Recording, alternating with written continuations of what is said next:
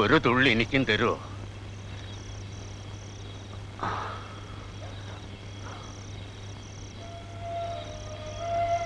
വല്ലാതെ തണുക്കുന്നു.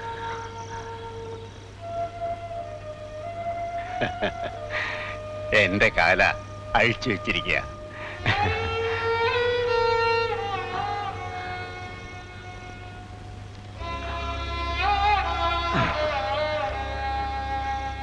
ചന്ദ്രു എന്നല്ലേ പേര്?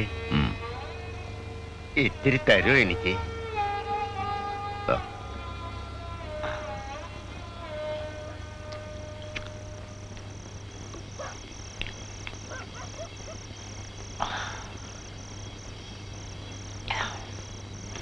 ഞാനിമ്മയുടെ വീട്ടിലാണോ കിടപ്പ്? ഇല്ല, വണ്ടിയില്ല. നന്നായി. ഈ നാട് കൊള്ളരുതാത്തതാ. ചിരിച്ചും കരഞ്ഞും കാണിക്കുന്നവരെ ഒരിക്കലും നമ്പരുത്. നിങ്ങളാരാ? എന്നെ കണ്ടാൽ അറിഞ്ഞൂടെ? ഒരു തെണ്ടി. ഇഷ്ടം തോന്നുന്നവരുടെ ഒരു ചായക്ക് കാശ് ചോദിക്കും.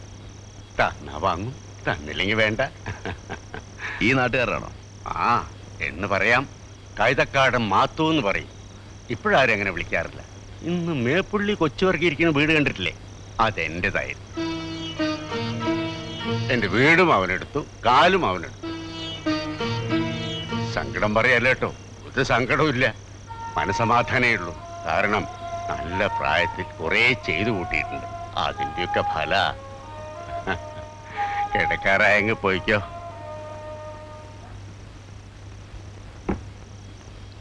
കുറച്ചാളുണ്ടാവും ഇവിടെ.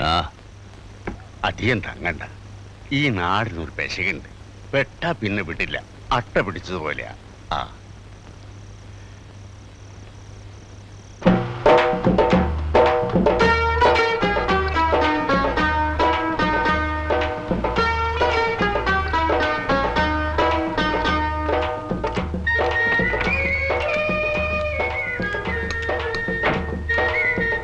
ബാപ്പാക്ക് പറക്കണം, എന്നാലേ ബാക്കിന് വില ഉണ്ടാവും.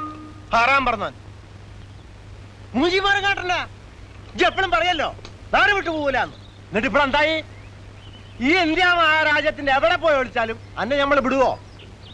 അല്ല, ഈ ഉറുപ്പ്യ തരുമല്ലയോ? ഞമ്മക്ക് ഇപ്പൊ അറിയണത്. ഇനി ഞമ്മക്ക് ഈ നടപ്പ് പറ്റൂല. അല്ലെങ്കിൽ ഞാൻ പോലീസ് കേസ് കൊടുക്കും. എന്റെ വണ്ടി കട്ടൗട്ട് ചെയ്യുന്നുണ്ട്. അന്നെ പോലീസുകാർ പിടിച്ചുകൊണ്ട് ഇട്ടിച്ച് തൂപ്പാക്കും. ഈ എന്താണ് ഒന്നും മിണ്ടാത്തത്? അന്നെ തൊള്ളലിന്റെ നാക്കില്ലേ? നിങ്ങൾ പറയാനുള്ളതൊക്കെ പറഞ്ഞു തീർക്ക്. എനിക്കിനും ഒറ്റ വാക്കും ഉണ്ടാനില്ല. അന്നെ നമുക്ക് വെറുതിരിക്കണം. നിങ്ങളെ പറ്റിച്ച് നാട് വിട്ട് പോകുന്നൊന്നുമല്ല ഞാൻ. രവി മരിച്ചറിഞ്ഞോ നിങ്ങൾ? അതൊക്കെ നമ്മൾ അറിഞ്ഞിക്കണം. മനുഷ്യന്മാര് മയ്യത്താവും. അതിപ്പോ ഒരു പുത്തരിയാ? അല്ല, അതിന് ഈ ഇവിടെ പറ്റി കിടക്കുന്ന എന്തിനാ?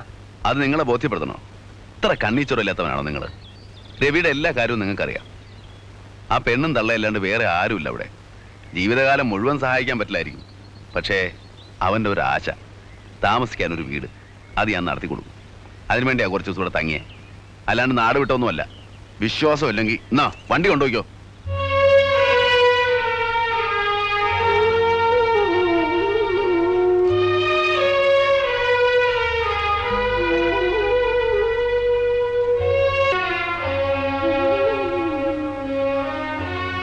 ചന്ദ്രു,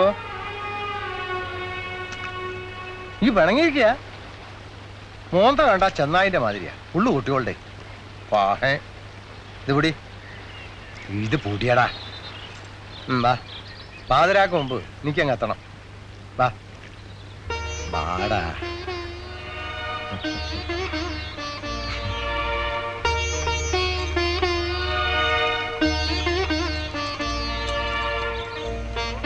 എന്നിട്ട് പെരപ്പണി തുടങ്ങിയാ? നീ തുടങ്ങി. അതിന് കുറുപ്പി വല്ലതും വേണം? വേണമെങ്കിൽ പറ. വേണ്ട, എൻ്റെ ഉണ്ട്. ഇവിടെ നല്ല പണിയുണ്ട്. ഈ പെരേന്റെ പണി വലിയ ഹലാക്ക് പിടിച്ച ഇടപാടാ. പിടിച്ചോർത്ത് നിൽക്കൂല. പിന്നെ വല്ലതും വേണ്ടി വന്ന് എഴുതിയാ മതി കേട്ടാ. തള്ളണോ? അതാ എന്റെ വണ്ടി. എന്റെ വണ്ടിന്റെ വാട്ടറൊക്കെ പുതിയതാ.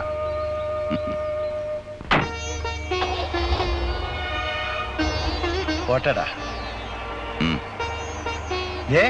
എന്റെ മുട്ടാളത്തിനൊന്നും ഇന്നാട്ടിൽ വേണ്ടട്ടോ. വല്ലോരും തല്ലിക്കൊന്ന് പോയാലറിഞ്ഞാ ഞമ്മള് പോലും അറിയില്ല.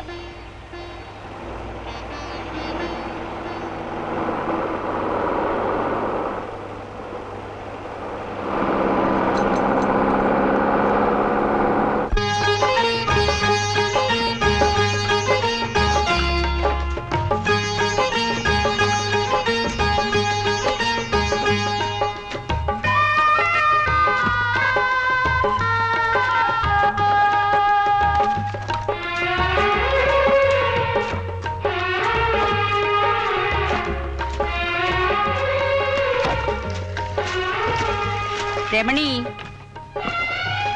ചായക്ക് ഇത്തിരി വെള്ളം വയ്ക്കുമോളെ. പെരവണിയുടെ ചെലവൊക്കെ രവിയുടെ സമ്പാദ്യോ അല്ലെങ്കിൽ ചങ്ങാതിയുടെ വകയോ? അതൊന്നും പറയണ്ട. രവിയുടെ പെട്ടിയില് 10,000 രൂപ ഉണ്ടായിരുന്നു. അതുകൊണ്ട് ഇത് എവിടെ തീരാനാ? ചന്ദ്രുവിന് സ്വന്തം അനിയനെ പോലെ ആയിരുന്നു അവൻ. ഇത് അവന്റെ കടമയാണെന്ന് അവൻ പറയുന്നത്. ആളിത്തിരി മുനിശുണ്ടിക്കാരനല്ലേ? ദേ ചന്ദ്രു വരുന്നുണ്ട്.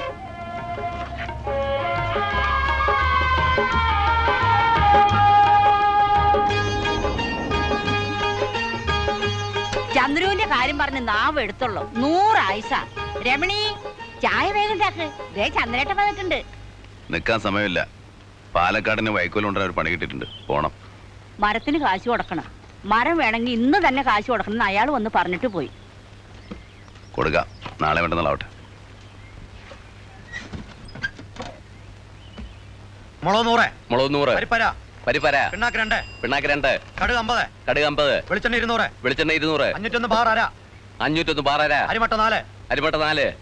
വേറൊന്നുമില്ലോ? ഇല്ല.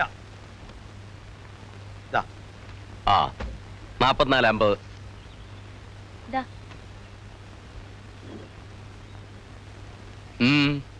മുതലാളി, 2 കിലോ അരി സാമാനവും വേണം. കാശുണ്ടോ? അടുത്ത ആഴ്ചയിൽ കൊയ്ത്ത് തുടങ്ങുമ്പോ എല്ലാം കൂടി തരാം.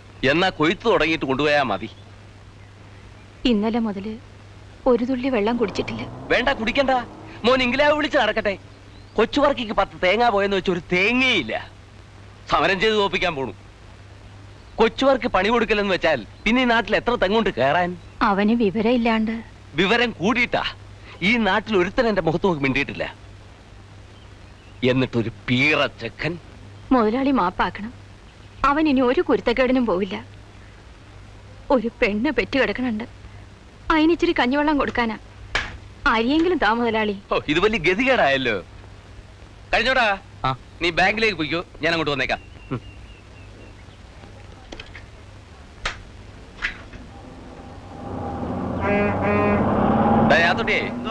ഈ തള്ളക്ക് എന്താ വേണ്ടതെന്ന് വെച്ചാൽ കൊടുക്ക്. ശരി മലയാളി. അടുത്ത തെങ്ങേറ്റത്തിന് പാറ്റക്കാരെ കൊണ്ട് വരാൻ പറ മോനോട്.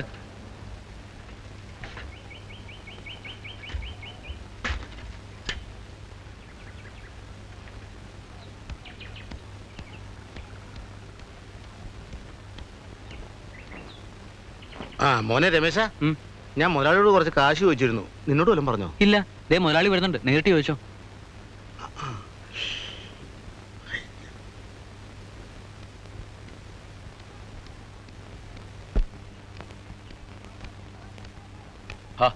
നീ പോയില്ലേ?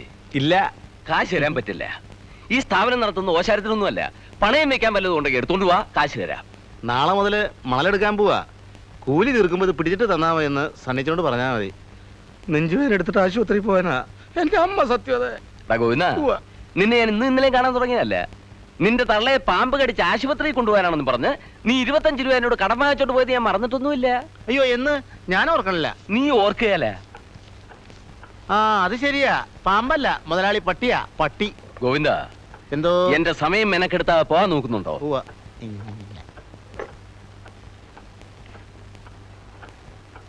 ആരെങ്കിലും കുറിപ്പണം അടയ്ക്കാനുണ്ടോ? കടവത്തെ പണിക്കാർ 5 ആളെ കിട്ടിയിട്ടില്ല. ഞായറാഴ്ച കൂലി തീർക്കട്ടെ എന്ന്. ഇവറ്റകൾക്ക് സമയത്തിന് കുറിപ്പണം അടച്ചാൽ എന്താ? കള്ളു കുടിക്കാൻ തോന്നിയ അവസരം കാശുണ്ട്.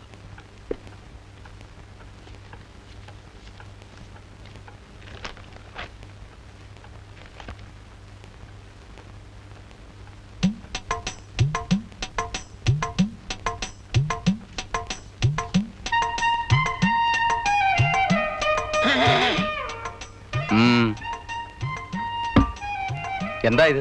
കിണ്ടി. ഇത് നേരത്തെ പാടില്ലായിരുന്നു. അതിനിടയിൽ എന്തിനാടാ ഒരു കള്ളക്കളി, അതും കൊച്ചുവർക്കിയോട്? അല്ലാതെ ഞാനത് അത്ര.